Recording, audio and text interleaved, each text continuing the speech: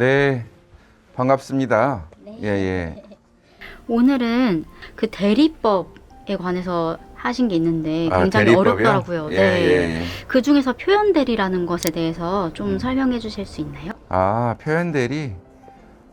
그렇습니다. 이게 이제 겉으로 보여지는 대리다 이런 말이에요. 겉표. 그다음에 이제 볼견하지만 보일현 이러거든요. 겉으로 보이는 대리. 그러니까 이제 뭐랄까 그 대리권이 실질적으로는 없는데 제3자가 그 대리인과 거래하는 제3자로서는 제가 대리권이 있는 걸로 보인다라는 거죠. 그렇기 때문에 보여지게 한 그 뭐 외관이라 할까 밖으로 보이는 모양을 만들어낸 본인이 그 대리인의 그 뭐랄까 대리권 없는 대리에 대해서 일정 부분 책임을 져야 한다는 그런 제도입니다. 그렇다면은 이 제도에는 그 표현 대리에는 그 몇 가지 내용이 있을 것 같아요. 제도의 내용이 찍어보자면 3개? 세 개.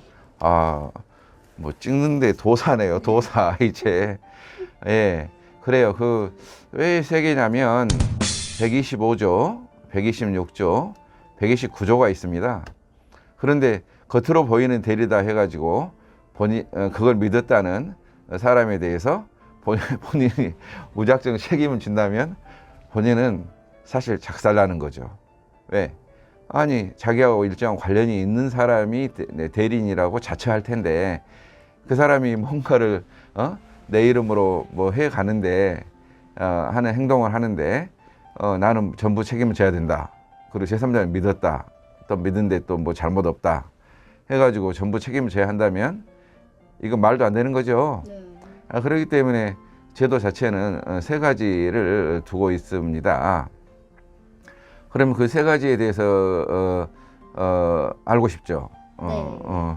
이게 이제 쉽게 말해서 세 가지가 뭐냐면 내가 이 만천하에 만천하에라고 하면 그렇습니다. 그 대리인과 거래하는 그 상대방 측에 이 대리인한테 대리권을 주지는 않았지만 대리권을 준 것처럼 표시를 했다는 거예요.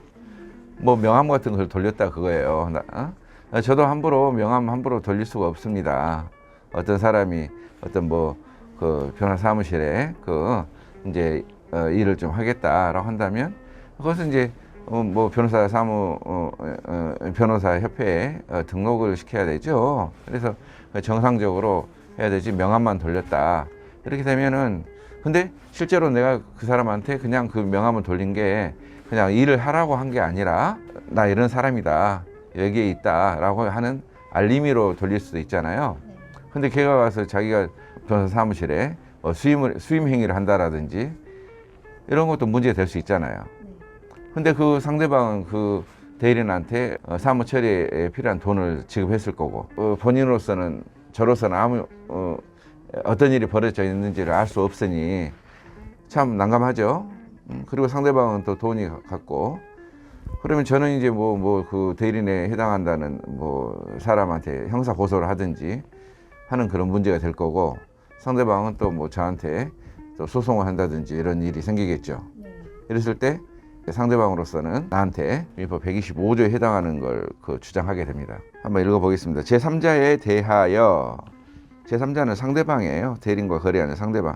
타인에게는 대리인에게 대리권 수여함을 표시한 자. 그러니까 대리권 수여한 게 아니라 수여함을 표시란 뜻이에요. 표시한 자는 누구겠어요? 저겠죠, 저.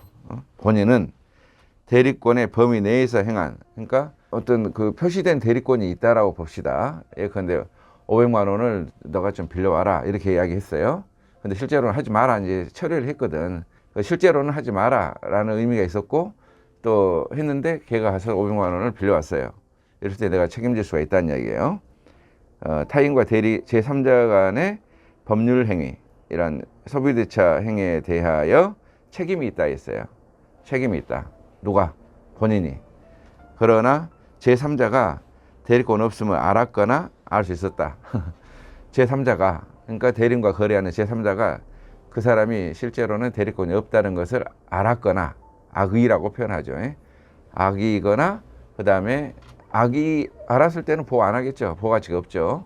그리고 알 수 있었다 이렇게 나오잖아요. 알 수 있었단 말은 알았다는 이야기예요, 몰랐다는 이야기예요?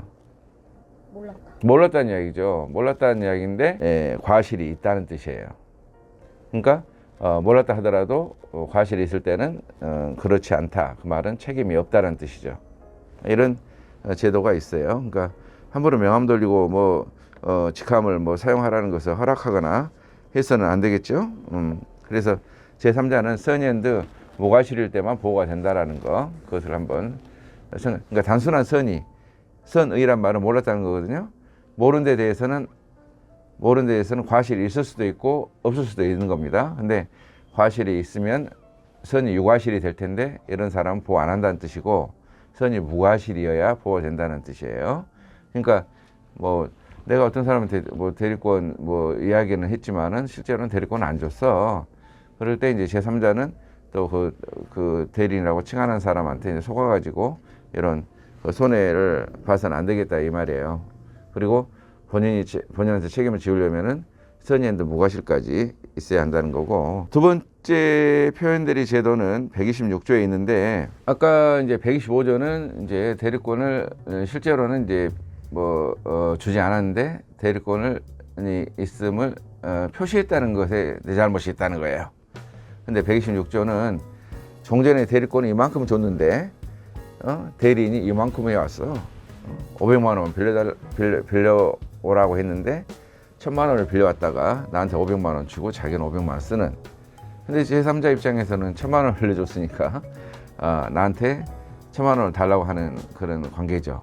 근데 대리 제도라는 게 그거 아닙니까? 대리인이 법률 행위를 하고 효과는 그 권리금의 귀속은 나에게, 본인에게 귀속되는 제도인데, 이 경우도 어떻게 될 것 같아요? 내가 500만 원 책임지고 대리인이 500만 원 책임지고 해서 1000만 원 상대방한테 돌려주면 될 거 아니에요? 대리인은 이 사기꾼이라 1000만 원, 500만 원 가져가서 써버렸을 거 아니에요. 그러니까 돈을 못 주죠. 못 갚기 때문에 본인한테 책임을 다 지우는 건데, 상대방이 이때 나에게 그 책임을 지우는 제도가 권한을 넘은 표현대리라는 거예요. 권한을 넘은 표현대리. 자, 그럼 116조를 말씀드린다면, 대리인이 그 권한 외의 법률 행위를 한 경우에, 대리인이 그 권한 외의 법률 행위를 한 경우에, 그 말은 그 권한은 있다는 거예요, 없다는 거예요? 기본적으로 있어요. 이걸 법률에서는 기본 대리권이라고 해요. 그것을 넘어서는 외의 법률 행위이기 때문에 월권 행위라는 뜻이에요. 월권 행위. 월권 행위를 한 경우에 월권에 대해서는 내가 책임 안 져야 될 거 아니에요. 그런데 상대방이 그 권한이 있다고 믿을 만한, 그 월권을 할 수 그 권한이 있다고 믿을 만한 정당한 사유가 있을 때는 책임이 있다, 이렇게 되어 있거든요. 그렇게 나오잖아요. 제3자가 그 권한이 있다고 믿을 만한 정당한 사유가 있는 때, 그 권한이라는 것은 앞에 나오는 그 권한이 아니죠. 월권을 할 수 있는 권한이 있다고 믿을 만한 정당한 사유가 있을 때, 정당한 이유라고 하는 것은 그 권한이 있다고 믿을 만한 정당한 사유가 이유라 했잖아요. 그러면은 이게 그 권한이 있다고 믿고 과실이 없다, 이런 뜻이에요. 이것도 사실은 선의앤드 무과실을 말해요. 그러니까 상대방이 보호할 만한 가치가 있다 했을 때 정당한 이유가 있다라고 말을 해요. 이 125조는 뭐 법문하고 단서 구조로 돼 있거든요. 법문에는 책임이 있다, 그러나 그렇지 않다. 근데 이것은 어때요? 단서가 없잖아요. 그 행위에 대해서 책임이 있다라고 끝났잖아요. 했을 때는 이것은 그 앞에 나와 있는 그 내용들을 그 상대방 쪽에서 전부 다 입증할 책임이 있다는 거예요. 그러니까 상대방은 그 권한, 기본 대리권, 그다음 외의 법률 행위, 월권 행위, 그리고 그 정당한 이유, 스스로가 정당한 이유가 있다라는 것을 법원에 입증하지 못하면 이에 대해서 책임을 물을 수가 없어요. 116조 표현대리는 상당히 많습니다. 이것은 한 80% 이상, 125조가 10%, 119조가 10%라면 이건 80% 이상이에요. 특히 뭐냐면은 이게 부부간의 일상가사 대리권하고 관계 있거든요. 부부는 상호간에 일상적인 가사에 대해서 대리권이 있다라고 되어 있어요. 의식, 먹을 거, 입을 거, 그다음에 약간의 어떤 그 식료품 구입 예능 등등 그런 부분에 대해서 뭐 차 사고 집 사고 이런 거 아니에요. 그래서 뭐 아주 뭐 돈을 많이 뭐 빌려오는 거 남편 명의로 아니에요. 그것은 일상생활 넘는 행위예요. 그렇기 때문에 그런 경우에 남편한테 그 처가 이렇게 돈을 빌려왔을 때 또 처가 남편 명의의 그 재산을 뭐 남편의 병간호 뭐 돈 1억이 들어간다 말이에요. 그러니까 남편 집에 저당권 설정한다든지 그 다음에 또 뭐 그래서 은행한테 돈 꼬은다든지 그 다음에 집을 뭐 판다든지 이런 것은 이 126조가 적용되는 거가 되겠죠.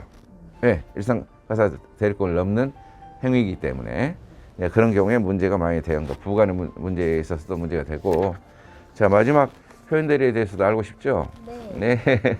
그게 129조 표현대리인데 이것은 대리권이 원래는 있었다가 없어지는 그런 케이스거든요.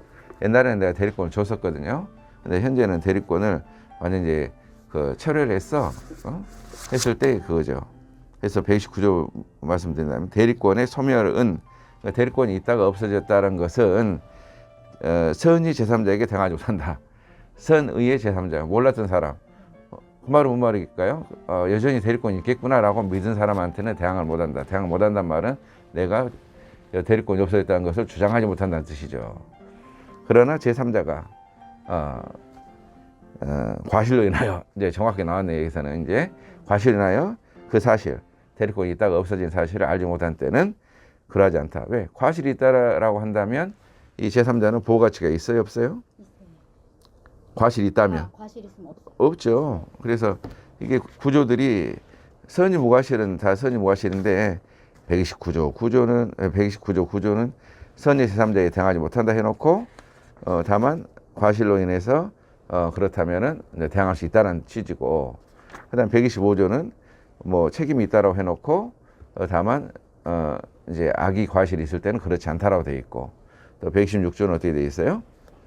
그냥 책임이 있다 이런 구조로 돼 있어가지고, 그렇다면 이제 마지막으로 이제 말씀드릴 수 있는 것은 126조 같은 경우는 그러면 상대방이 이제 책임이 있다까지, 그러니까 그 권한 그리고 월권 행위 그리고 자신에게 정당한 이유가 있다라는 점까지 다 입증을 해야 되거든요.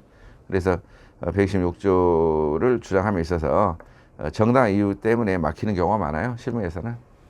여하튼 이제 부부간 일상가사 대리와도 관계 있다라는 점을 말씀드리고, 오늘 뭐 이리저리 하다 보니까 카메라를 많이 응시 안 해서 눈도 크게 띄어지고 막 그럴 것 같네요. 근데 여하튼 뭐 참고되게 했으면 좋겠습니다. 오늘 이 강의는 이상 마칠게요.